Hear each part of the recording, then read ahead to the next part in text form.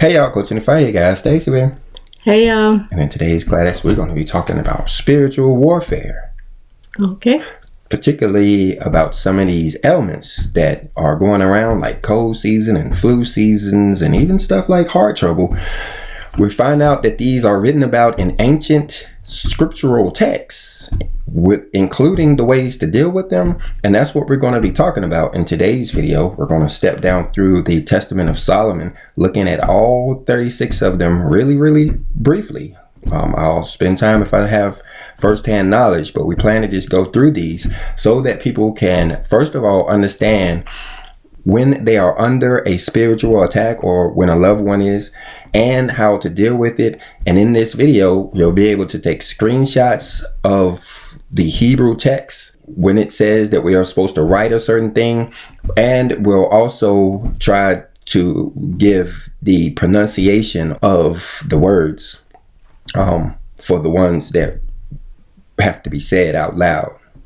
Okay. All right. Now, first of all, before we get into that, let's establish why we should be looking at this in the first place. Looking back at Hippocrates, like I said, we find this in ancient Hebrew texts, but between that text and here today, we have who is known as the father of medicine, Hippocrates, who coined the phrase, "There are two things, science and opinion. The former begets knowledge, the latter begets ignorance." And so we're going to drill down on this understanding, because behind this phrase, we'll find the source of modern medicine, and even the problem with modern medicine is why they can't cure anything.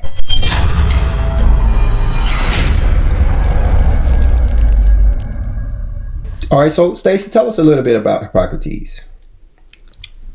Hippocrates established the foundation of modern clinical medicine. He coined many terms that are now commonly used by doctors, such as symptom, diagnosis, therapy, trauma, and sepsis. Now, a lot of these words we're familiar with, especially around the hospital: symptom, diagnosis, therapy, trauma. But we're also familiar with this word too. Sepsis, we might not remember, but this is that flesh-eating disease that you get at the hospital. Okay. Furthermore, he described a large number of diseases without resorting to superstition. Now, this is important. This word here, superstition, because this is what he felt about medicine before his time. Before this, all medicine to him was superstition, based on superstition. And so he introduced what we know as modern medicine. Okay. So sort of like the curing.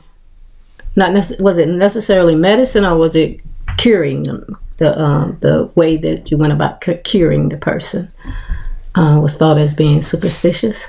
Yes, he considered the cure superstitions, but he also considered the source of the ailment itself as superstition. Sort of like it did not come from disobedience, but it came from some natural health problem or something like that. Yeah, actually, Hippocrates is credited with being the first to believe that diseases were caused by natural causes rather than by supernatural forces. He went about it with a more philosophical approach. He's actually the one who separated medicine from religion, arguing that disease was not a punishment meted out by the gods, but rather the result of environmental factors like diet and lifestyle choices. So essentially, that's what he did, was came in and said, no, this has nothing to do with God or spirits. Right. This is all has to do with three-dimensional stuff. You just ain't eating right, or you ain't doing enough exercise. Right. So how long have we been under the teachings of Hippocrates as far as modern medicine is concerned? Well, Hippocrates was actually born in Greek around 460 BC. And when we look at the time chart of human history, we see that this was back during the time of Artaxerxes the First. So this was around the time of the Persian Empire. Yeah, before Darius, the Darius that was there when they rebuilt the second temple. Before the second temple was built, this is the period between the time when the first temple was destroyed and the second temple was built. Okay. Did you have Hippocrates to come in and take the medicine away from the priests and put it in the hands of doctors?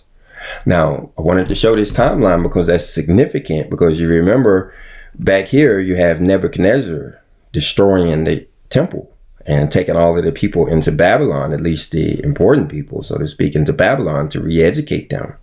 And then after this re-education, then you have Hippocrates to come on to re-educate them about medicine altogether. Right. But we're going to go back in time, back to Solomon's time, when we start to hear about how this was supposed to be done, many, many years before Hippocrates. In other words, how they did it. In other words, how we handled medicine for about 3,000 years. Okay. So how did Hippocrates get this information? Well, turns out his dad and his granddad were physicians. And so they taught him, and he went on to teach his sons. So it's sort of like what you see here in the medical community now, where it's usually the father who is the doctor, and then he passes this on to his children, where I know with my mom's doctor, the dad is a doctor, the daughter is a doctor, her husband is a doctor. So it seems to be something that it's not new to being passed down from family member to family member, but it's something that is of old. Yeah, that's actually part of the Hippocratic Oath, that medical knowledge is to be passed down from father to son, really only. They really supposed to keep it within the family and not really share that information with the public. That's what the oath is all about. But the thing about it, when you go back and you look at the oath, like we're looking here at Wikipedia, you see how it starts off. We can't even read this because it's actually so many Greek gods' names in here. But you see, when the doctor or whoever takes this Hippocratic oath, they are swearing by this god, by all of these gods. It says, I swear by the Greek god of healing, the god of medicine. It also says that he was the son of the god of healing. They're swearing by the god of health, cleanliness, and hygiene. No, it actually says this is the goddess of health, cleanliness, and hygiene. So that's interesting. And this one is also a goddess. Right. So we know right off back is that the doctors, because they do have to take this oath, even though some of them don't know it or, not really paying attention to it. Sort of like being in a fraternity or something like that. They are still making pledges to other gods and other deities. Yeah, so when you think about it, Hippocrates took health out of the hands of our Father in heaven, hallowed be his name, and put it in the hands of these pagan gods. And I'm looking at some of these pretty clear here, and it's a mixture of the gods of healing, health, mixed with the gods of Greek mythology and religion. So that sends a powerful message as to what's really going on there when you put them all in a pot.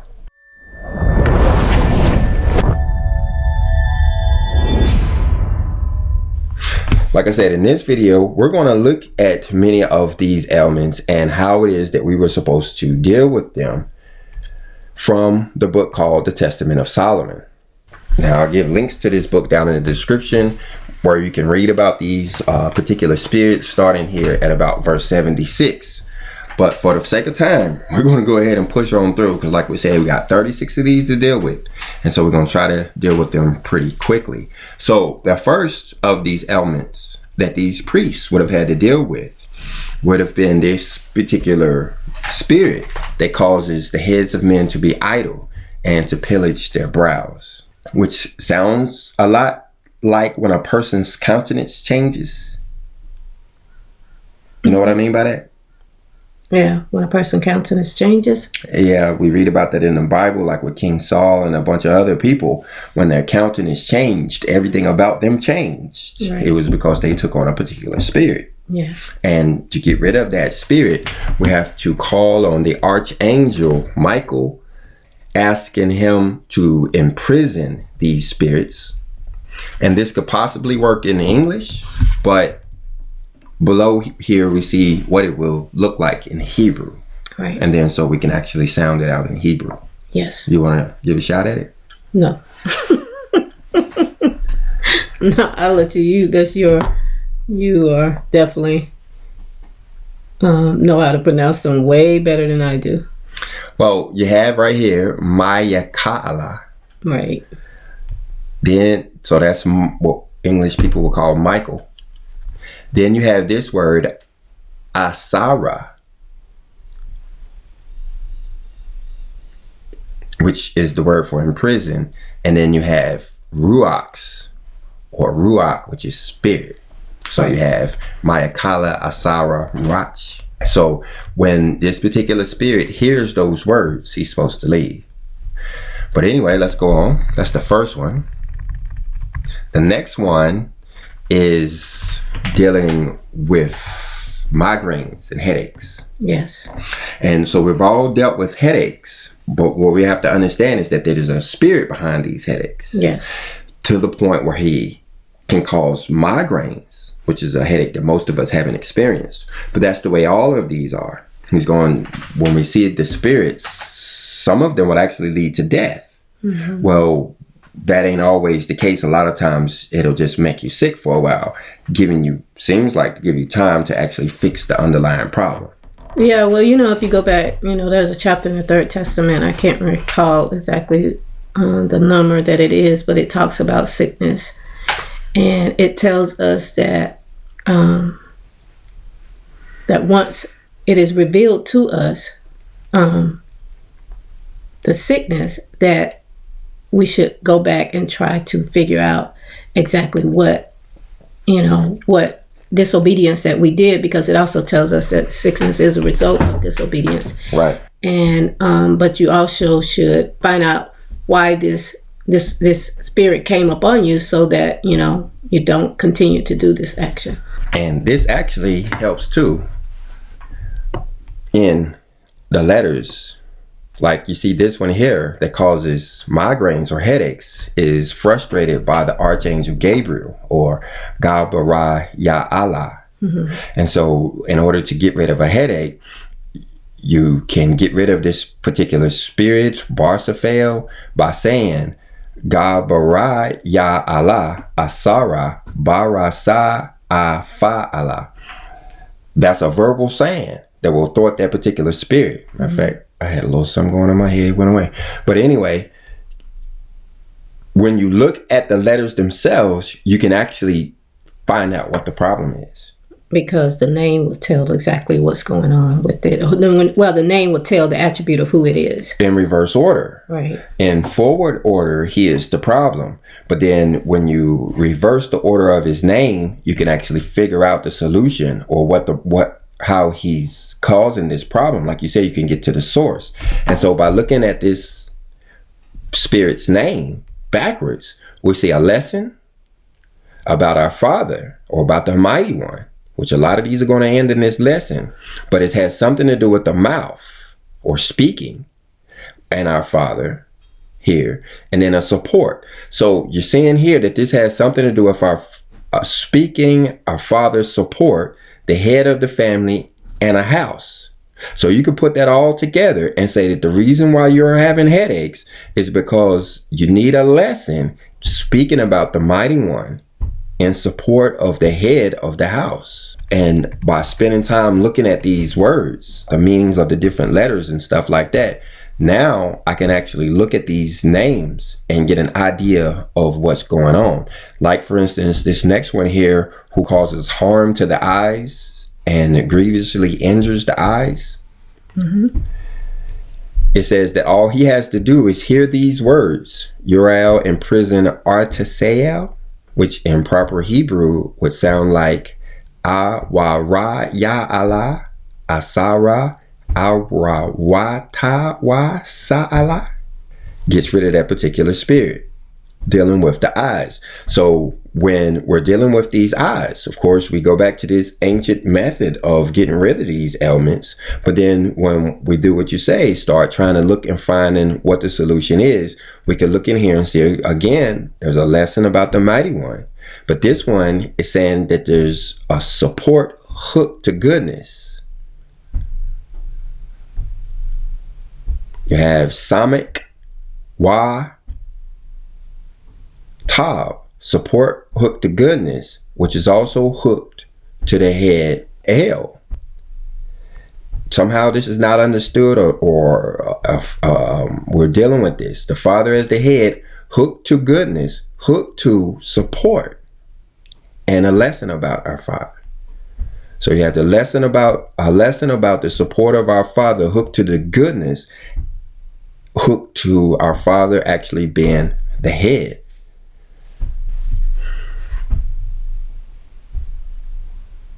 Make sense? Yeah, it makes sense to me. Well, you guys, you can help us out down in the comment section about what you think about, these letters, because each one of these ailments may seem common, but the underlying issues will all be unique to each individual. My problems won't be exactly the same as somebody else's, but they'll have similar source. If we're both having eye problems, or like this one, sore throats and mucus, what some people will call a cold. Right. There's a problem with this particular spirit here, Orapel. And in his name, again, you see a lesson about our Father, but again, you have the mouth, so it's speaking. So there's a lesson about communication here, hooked to our Father as the head. So the problem here has something to do with communication, or lessons in communication, hooked to our Father as the head. So there's a breakdown in teaching in the home, but not necessarily in the home, because the house is not mentioned here, but just in general. And this is causing sore throats and mucus. You remember, and this just popped into my mind while you were speaking about how the disciples were trying to heal someone, and they were unable to. And they went to the Messiah and asked, why were they not able to heal this person? I think he was blind. And the Messiah, and they said, what sin did he commit? And the Messiah said that this sickness was not, no, they said, what sin did his mother or father commit? And this Messiah said that it wasn't a sin that he was born blind. It was so that the Father could be glorified. But what he was saying is that it wasn't necessarily something that the parents did or the child did, as a baby in the mother's womb. But this child is actually born blind, and this person is standing here just for this testimony to be wrote in this book. We all now have the ability, or know we have this ability, to help people even with blindness. And that's what he meant. Let's go on. But to deal with the colds, I'm sure a lot of people are interested in this one. Colds, sore throats, and mucus. So coughing up a lot of phlegm, and has and a sore throat. Right, especially around this time of the season. Yeah, and that's important to understand, is that that's what they're talking about when they say cold season or flu season. That means that we're in alignment, some type of alignment, where these particular spirits are having their way with us. They're bombarding us, and if we aren't keeping the feast days or the Sabbath days or the law according to the way it's supposed to go, if we're committing some type of sin, then we're making ourselves available to these colds and flus and other stuff. Mm-hmm. And that's why man can't heal them. He can't heal the common cold, because it's not a physical ailment, it's a spiritual ailment. And so the way to get rid of that ailment is to say Rafa Allah Asara Arawa Fa'ala. And a lot of these I have printed out on certain parts of the house. Like this one I have I should have on the bathroom wall, because most times that's where you deal with the mucus. And so while you're in there dealing with the mucus and blowing your nose or whatever, you can actually have this on the wall and repeat this and actually go ahead and get rid of that spirit. But the underlying issues, if those are not fixed, then of course it'll come back the next day. But if the underlying issues, if you can find out what the underlying issues are, you can get rid of them altogether. But anyway, let's go on, because we're only at the 5th, which blocks the ears and causes deafness of hearing. This one deals with the angel Uriel. Yeah, so we call on Uriel to get rid of this spirit by saying Awara wa Allah, Ya wa da Allah. And looking closely at this one, we see that this lesson of our Father has something to do with a door hooked to his hand. There's something missing. The door in his hand is what's causing this. The next one causes tumors of the parotid gland and inflammations of the tonsils, or tectonic recurvation. Like I said, these spirits do a lot, but we're used to this one when we go to the doctor and he starts poking around on our lymph nodes. Right. Or we have tonsillitis or something like that. Yes.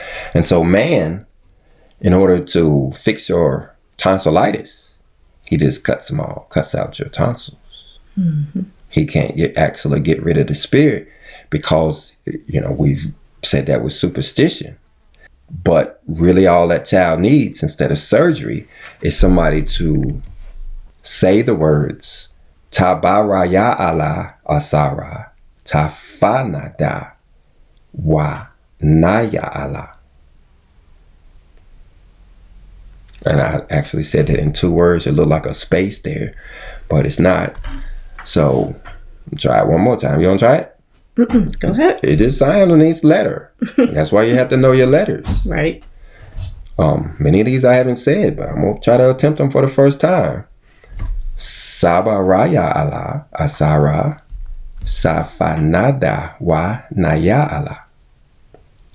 And so the tonsillitis will start to clear up. But again, there's some underlying issue there. So you may have to have this handy. So instead of the doctor giving you a prescription, sending you to the pharmacist, he should actually be writing this down in a way that you can pronounce it whenever your kid starts showing these symptoms. Right. So let's go on to this one, which weakens the strength of the shoulders and causes them to tremble, paralyzes the nerves of the hands, and bruises the bones of the neck and sucks out the marrow. So he's a pretty busy guy. Right. But again, he doesn't cause all of them at one time. So he has this arsenal of stuff that he can hit you with. And it's just a matter of which one he's going to choose to hit you with. Is he going to mess with your hands? Is he going to mess with your shoulders? Is he going to mess with your neck? Or is he going to mess with the bones? Right. But when you have this kind of problem, you know that it's not a physical ailment. You're actually under a spiritual attack. Yeah. And so now to get rid of this particular spirit, to put these combinations of letters together, according to the Latin here, this one looks like Araya Allah, Asara, Safanada Wara.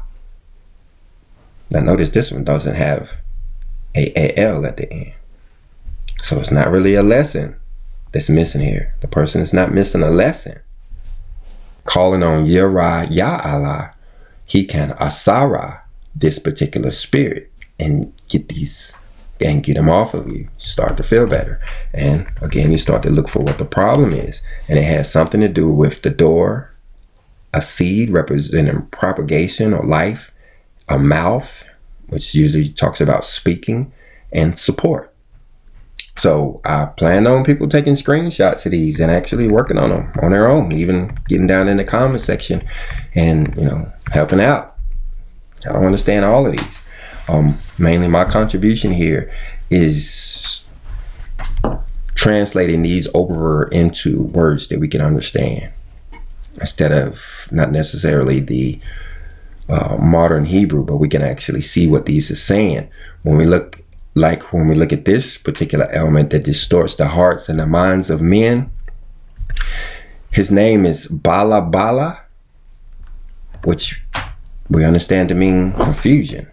This is spirit of confusion. Okay. And we know that just from other names. Bala Bala, look that up. Bel It's confusion. But then when you actually look at his name in the Hebrew, you can see what it's trying to tell us here. A lesson in the house and a lesson in the house. That's why there's confusion, because there's no lesson in the house. Ra ya Allah, Asara, Bala Bala gets rid of confusion. And so there's confusion. We'll see a lot of times, we see it, with everybody, but a lot of times we start to see this in the elderly. We start giving labels like dementia and, other things. So we'll see more from these confusing spirits. But this one here distorts the hearts and the minds. It kind of puts people in a negative spirit, kind of what it sounds like. You guys tell us what you think in the comment section. We're going to go on to the spirit that causes colic. Right. Colic in the bowels and induces pains. This is the 9th one. This is the 9th one. And he is frustrated by Yahawatha. And, some of these took a long time to translate. A lot of working to get these over. Especially when you look in here and it looks like an L or something. Right. It's actually an I. So you have Yahawatha, Asara, Kwawarataya'ala, which has something to do with a lesson about the goodness and the head hooked to holiness. So one of the reasons why this child is suffering is because his head is not hooked to holiness. There's a disconnect there. And so he needs a lesson in support or a lesson in goodness. Could it be that, I'm just going by, when the twins had colic and they were maybe 3 or 4 months old, but could that head be also talking about their parents? I believe it is talking about their parents, because I was definitely off track back then, back in 2007. And so if I had this text, then, instead of, all of those doctor bills, we could have been doing Bible studies. One of the things that's good about this is being able to print it off. And then, if your child is susceptible to this,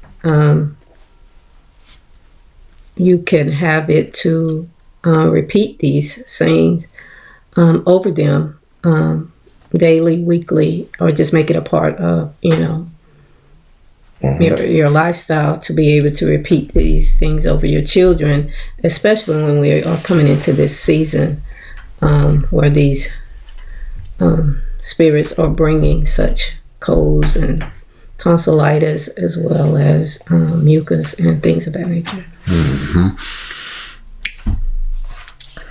So the 10th says, I am called Matthias, and it causes reins to ache.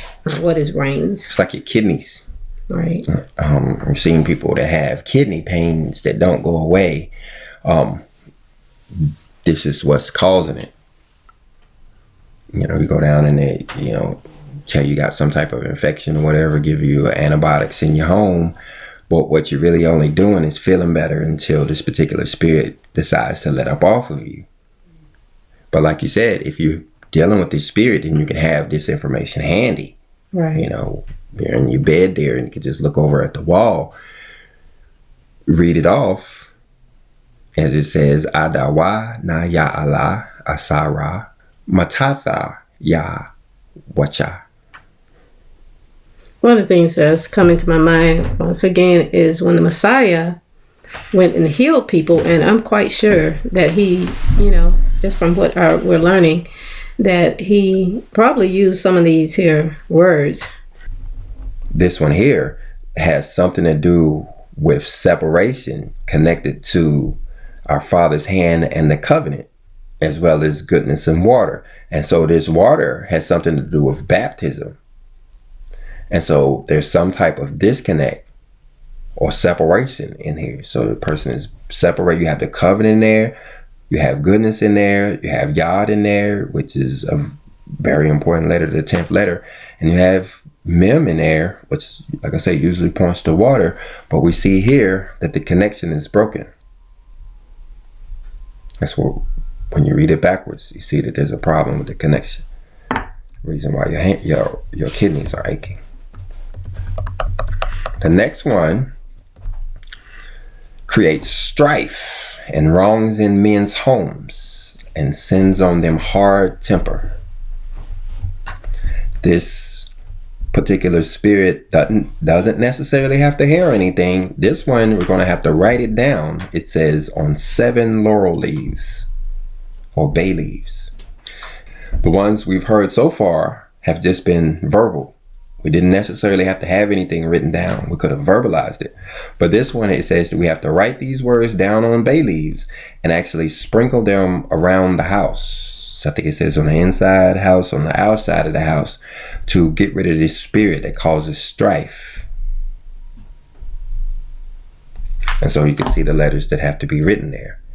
I'll go ahead and pronounce them. But again, it's more important to actually write these on these leaves, put them in water. And what I've learned is that the ink comes off of the leaves into the water.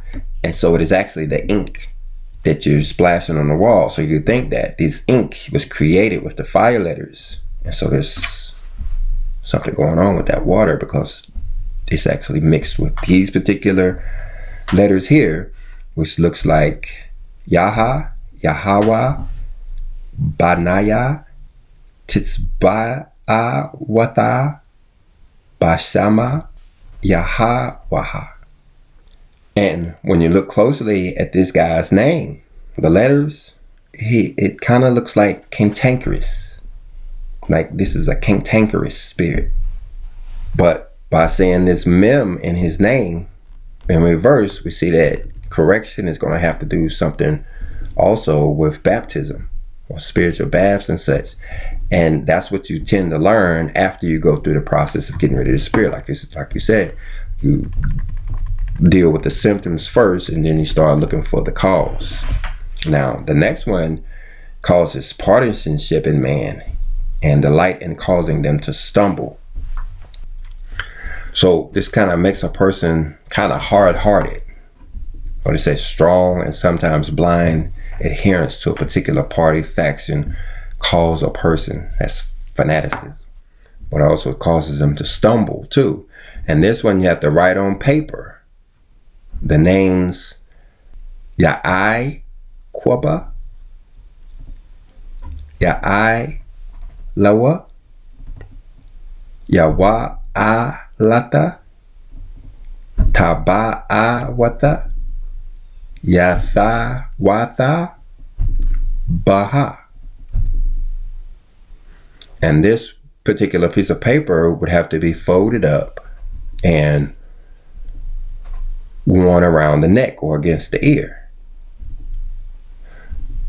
And so you see why they was calling this superstition. Mm-hmm. But this is scripture. And like I said, they deal with these ailments for thousands of years before man decided to change it. And notice that he can't cure any of these ailments. He's really only either cutting off the problem, cutting out the tumor, or giving you a pill so you can deal with it. But the underlying spirits are still there, having their way with us. And the promise in the end time is that they're coming out more and more. So when we get stuff like nervous illness, we should be looking to call on Adonai to get rid of them by saying Adonai Allah Asara Ba Waba Allah, for a person with a nervous illness. Right. I would think that this would include anxiety, depression, and things of that nature as well. Definitely should try it. You know, that's what the doctor does. He gives you antibiotics, hoping it'll have a blanket effect and just kill everything. Well, if you're not sure which spirit you're dealing with, well, yeah, you would call on multiple ones, you know, to frustrate them, to get rid of them, to make sure, especially like the ones dealing with the cold, you'll have the one with the mucus, the one with the fevers, the one with the chills, and all of those we'll cover. You'll look into what it takes to get rid of all of those spirits, not knowing exactly which one is causing the illness. Now this one right here inflicts shivering fits and torpor. Kind of makes you just start shaking and puts you in a state of, and torpor is physical or mental inactivity or lethargy. They just don't want to do anything. But this kind of sounds like the flu, don't it? Or your body aches and you don't want to do anything. You want to lay in the bed. Yeah, you said they're shivering because you're cold and having chills. Right. This is flu season, but it's not necessarily flu season. It's Comatiel season. The spirit is on. Well, that's why even the president and everybody get it all around the world at the same time. And then some people actually don't. You can, have people come in your house who have diseases and sicknesses and you don't get none of it. Mm-hmm. Or you could be the one who's sitting in your house by yourself and then out of the blue just start coughing and sneezing. Yeah, I ain't been nowhere to get no diseases. Where did this come from? And that's why I call it a cold, even though people thought that the cold weather did it. But it ain't. It's just a seasonal thing. This spirit is a seasonal thing.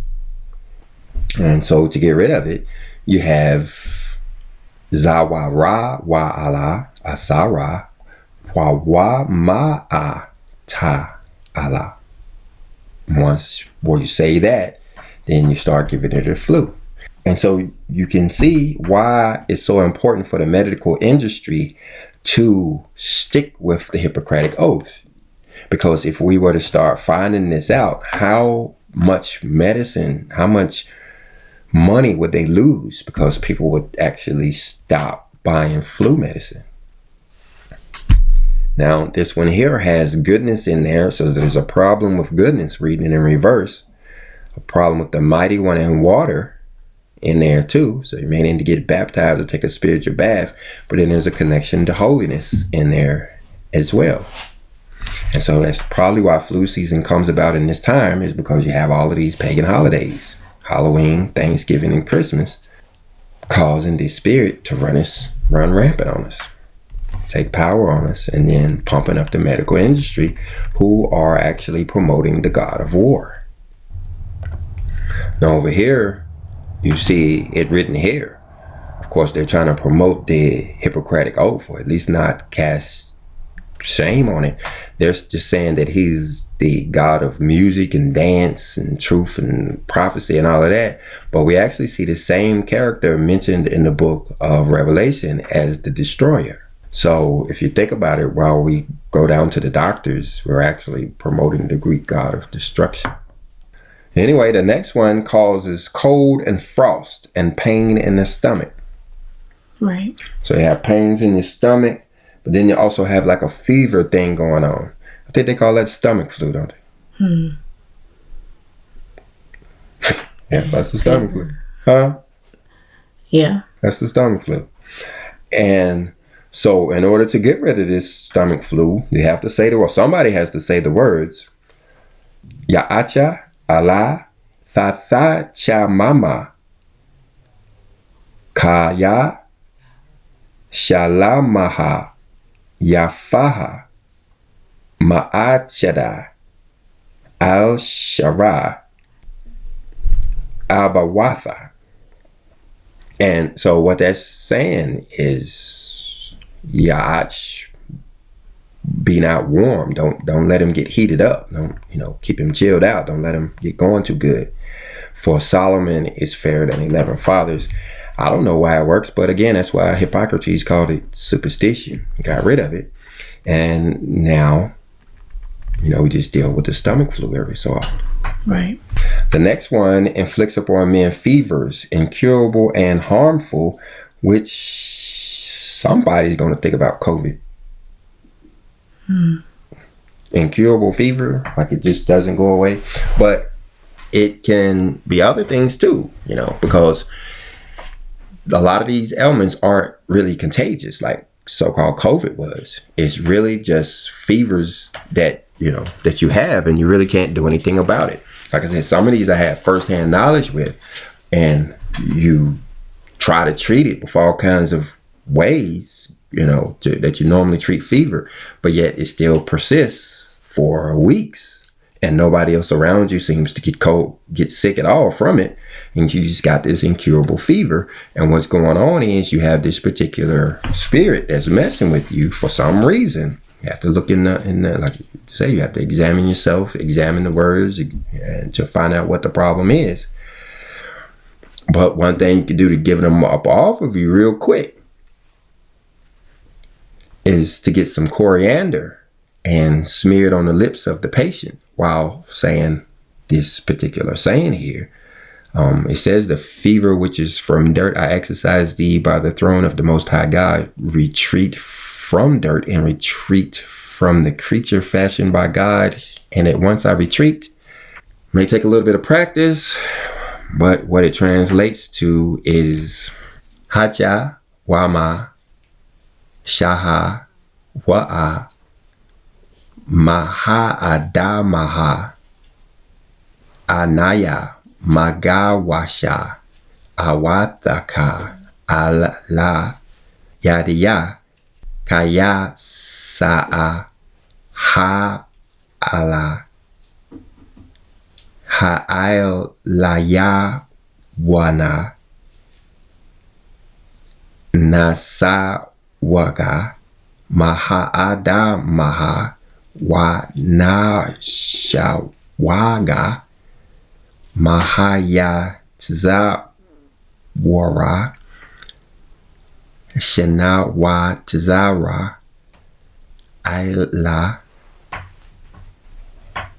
Yaria Alawaha Yama. Like I said, it's going to take practice, but there are the letters. You just have to get the sounds and practice them. Otherwise, you got this fever to deal with, like I said, until it decides to let you up.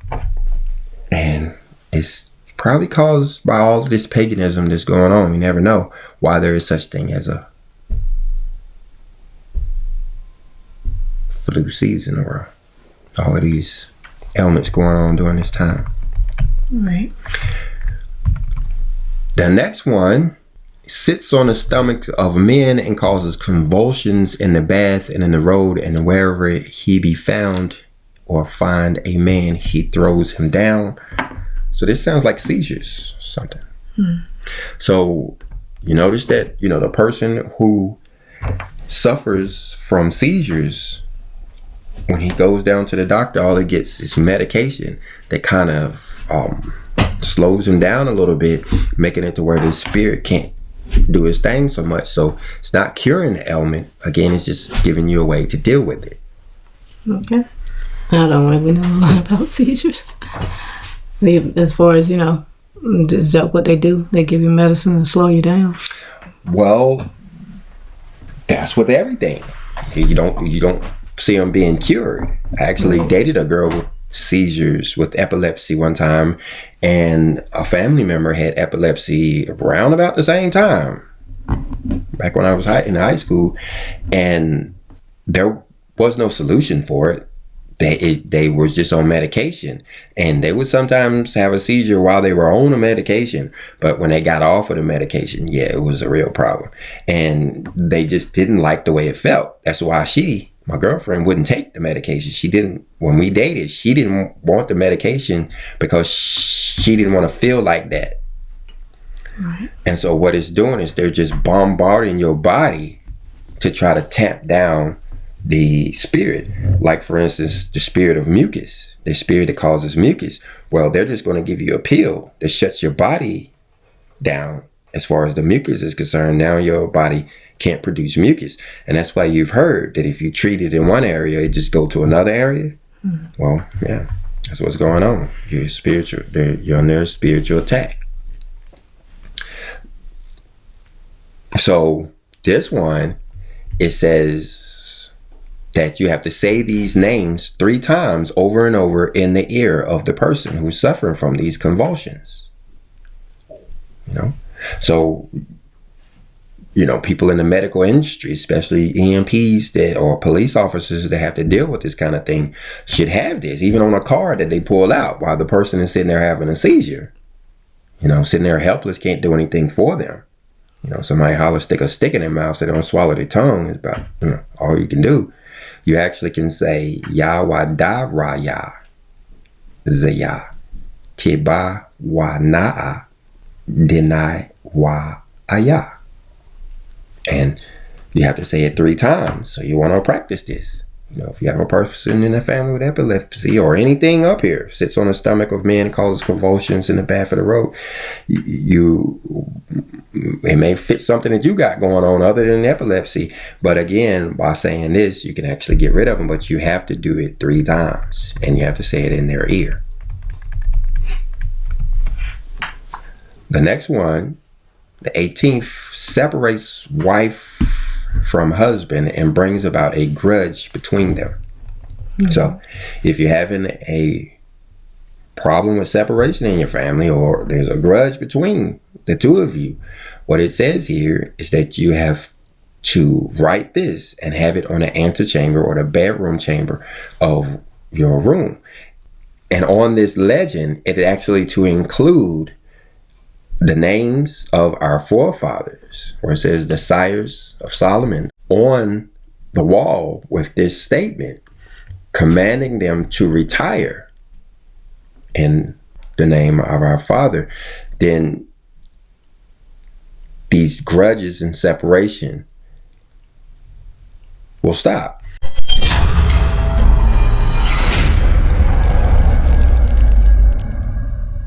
Okay, now this one would look like this.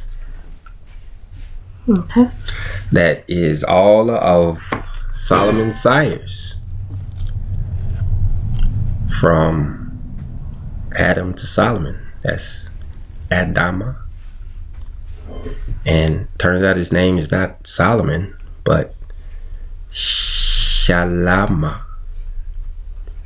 All right. You believe that? Okay. If it is, it is. See, that's why it's important to have these names, because you could imagine being a child growing up in a house where you really don't even have an alternative. You learn its proper name. Shalamaha. Shalamaha. Oh, okay. I wish y'all could have seen Stacy's facial expression. It's that facial expression of doubt. Not doubt. It's just that I don't know. Yeah, I don't know. That's not. It is what it is. I guess if it's Solomon or Shalama, I mean the meaning is important, but I don't know. Well, and that's why it's good for us to have it here. This one is one that we would write or would have on the wall, not necessarily to read. But you can see the Hebrew ending here in Bashaloma. It means in peace. The 19th takes a seat on the knees of man. The old man has knee problems. It's not that he needs knee surgery or knee replacement. I guess even a young man. It's that there's a spirit on him. So man's idea, I believe, is to go in. I've never had knee surgery, but I believe is to go in and take part of the knee out and replace it with metal or type, something. But I guess for those who can't afford that, they would write on paper these letters here. Okay. Just for fun, I'll pronounce it. It says Fanawana Wabawa Awala Sa'ai Natha'ata Wa ala Thaya Ga'ai But Wa Ara.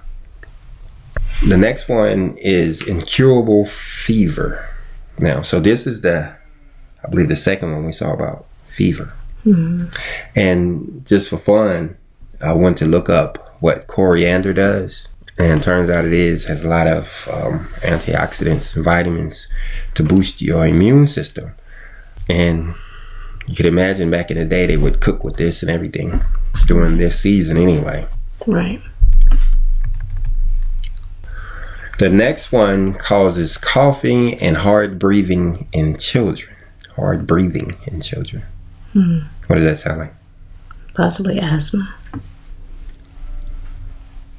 Yeah, I would agree. Now, we're not doctors, so if you guys have a different, what's the word? I don't even know what osis to use. If you have a different osis, let's talk about it down in the comment section.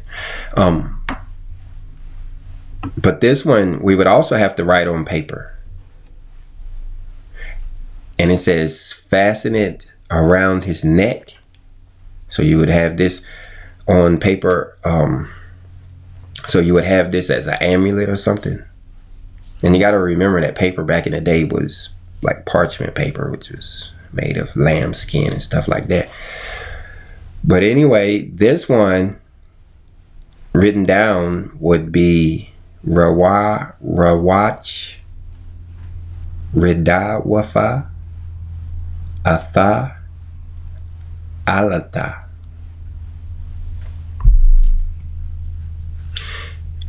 And you remember, you can actually look in these letters and try to find out, what the problem is. This one has something to do with the covenant. It has the class in it that we've been learning about. This Allah, first letter of the Hebrew alphabet. Allah. And so it's a class dealing with the covenant, but it's also has the covenant here. Something to do with communication. And then it's a door to the head. And it's a lot of heads in this one. So this has something to do with the head of the household. Well, there's no household here, but it has something to do with the head, I would believe. Okay.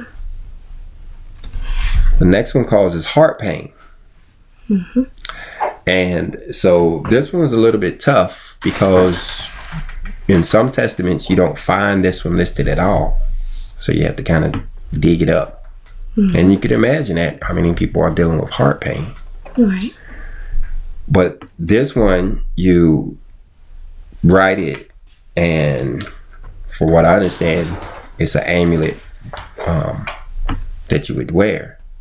Ra'aya Wata. Now, this one was a little bit difficult to translate because of all of these vowels you see in here. Look how many vowels are in there. Okay. And so mine would look like that. And again, you could imagine how much pushback you'll get from the medical industry if it turns out that this is all you had to do when suffering from heart pain, is to remember your amulet and put this around your neck, or have this as your logo on your shirt. The next one causes reins to ache, causes the reins to ache. And I bring about dysentery. Now, is this the second time we've seen this word, reins? Yes. This one up here causes the reins to ache, and you see his name. And then you have this one here, which is also affecting the reins. But this one also brings about dysentery. So that would be the distinction, which is painful urination. Mm-hmm. So when you have a combination of painful urination with the reins aching, then you know it's this one. Notice that this one, you have to write something, whereas the other one, you had to say something. Right. Mm-hmm. So this one is also frustrated by Uriel. But this one, you have to fasten these words around your loins. But this one will be written on 10. Looks like 3 different names to frustrate this one. And they translate to Ya'afacha Wata Awara Wa Allah Na Fata Da, written on 10. So where would you write it? In just my thinking, I'm thinking it's probably, I want to think that it's something like copper. Copper has all these elements that pulls and does all these amazing things of pulling out pain and stuff like that. So I'm just wondering if it's something like that. So you would have one on each side on the area, maybe? Possibly. Yeah. Now, this one is affecting the ribs and the lumbic muscles, causing them to ache. Mm-hmm. Now, that sounds like the lower back and then the ribs. So, like pains on the sides, Mm-hmm. This one, you have to engrave it on copper. Right. Copper taken from a ship which has missed its anchorage. Okay. I haven't written on regular copper until I find this particular kind of copper. Mara ma ara awata taba awata rada wafa ata aqua tawana. Then we have burning fevers in the entrails, which sounds like hemorrhoids. It's interesting, digging copper out of the entrails of the earth. So this one, he has to hear the words ara raha cha'a ra raha. That one should be pretty easy to pronounce based on what you're seeing here. You have the Latin. Yeah. And that's what I found. A lot of these is education in Hebrew. I learned a lot about Hebrew and even Greek and Latin, just trying to understand this text. Even what the letters mean, combinations of the words, power of angels, all kinds of information is in this book. But the next one steals away the minds of men and changes their hearts and make man toothless. Right. So it's easy to understand about the toothless part, but what about this stealing away men's minds and changing their hearts? I guess that could be many different things, from confusion to depression to the dementia to a whole lot of things, I would think. Changing their heart. Well, to me, that seems more simple than that. It's like they got angry. Or like a change of heart, like their heart was... and then yes, of course, when I look down, I see the covenant all over this. I wanted to think covenant, and then I see the thou there. So it's changing his heart about the covenant, or changing his heart about our Father, or changing his heart about the walk, or something to do with that. You know what I'm saying? He is one way, and changing his heart meaning he gonna quit or go a different direction than what he was already doing, changing the heart, like become hard-hearted.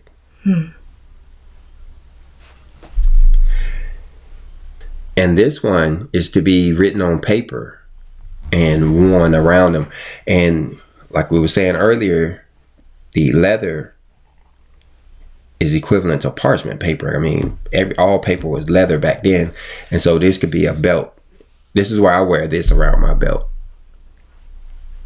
And then with the updated version, I better check the letters. Yep, I'll have to make a change to that too. And so from the way I understand this is by wearing this would prevent tooth loss, but would it also prevent their hearts from being changed, from becoming hard-hearted? Y'all tell me what you think down in the comment section. The next one makes men consumptive and causes hemorrhagia. Hemorrhaging. How did you pronounce it? I would say just hemorrhaging. It's definitely having something to do with blood.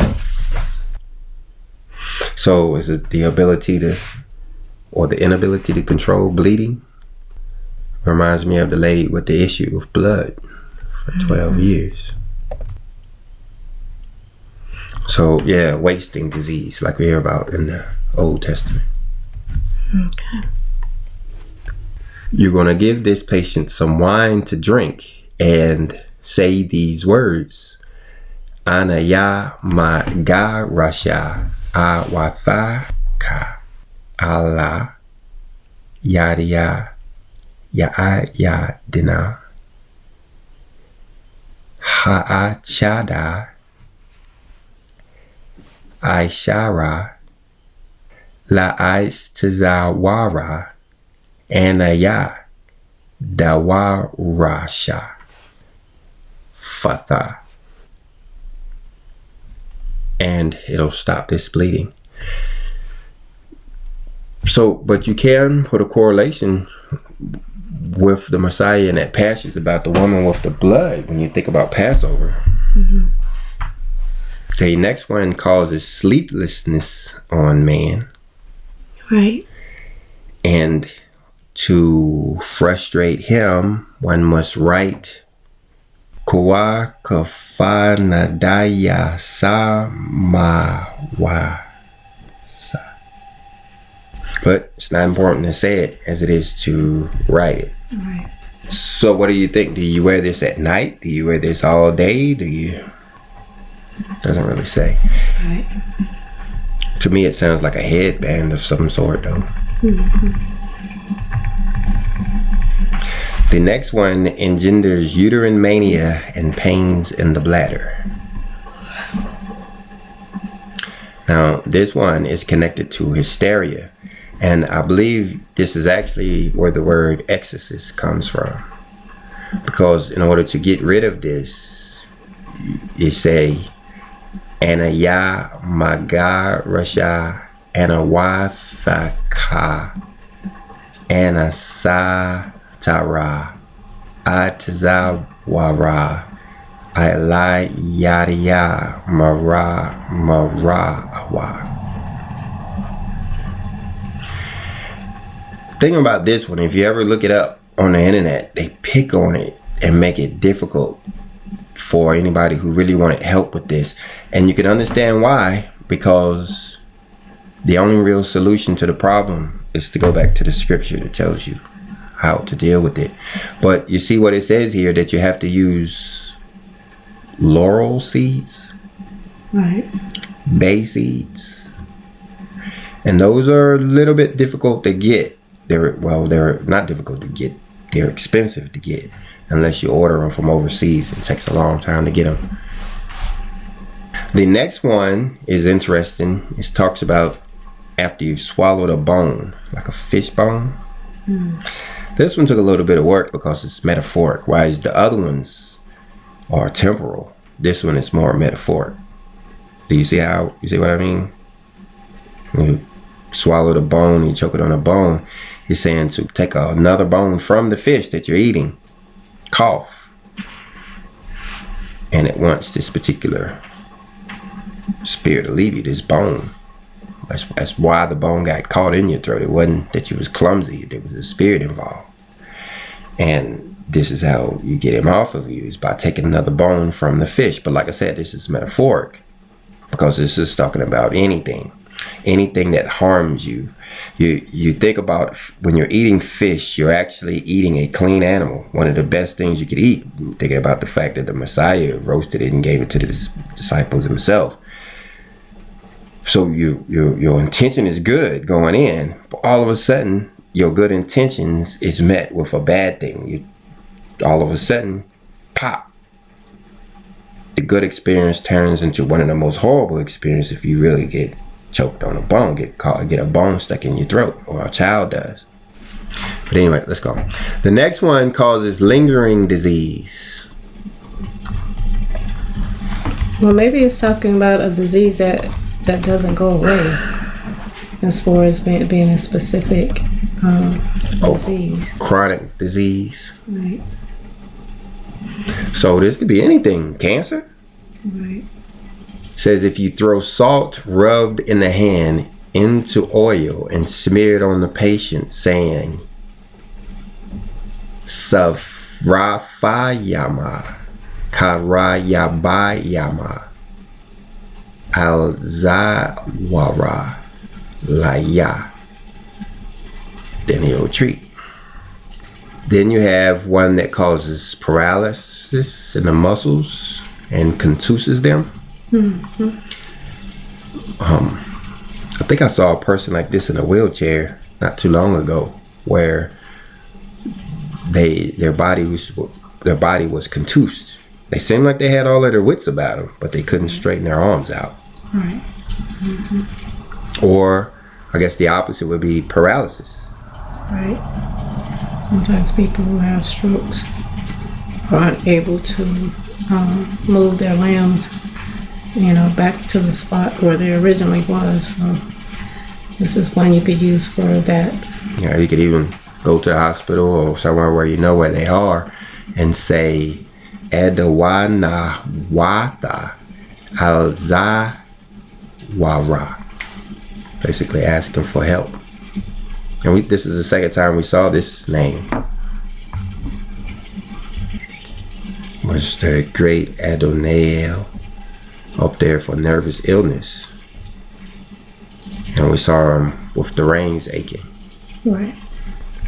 The next one lies among swaddling clothes and in the precipice.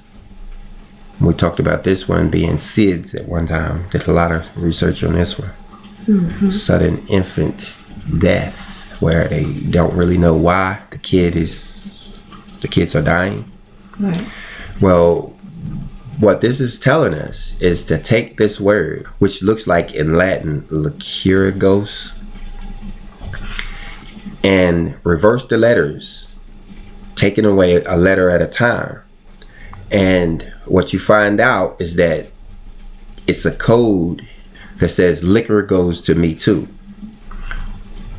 which implies that alcohol use has something to do with the baby. This would probably be a good one to just for precautionary measures to have over your infant child's, and to have in your infant child's room.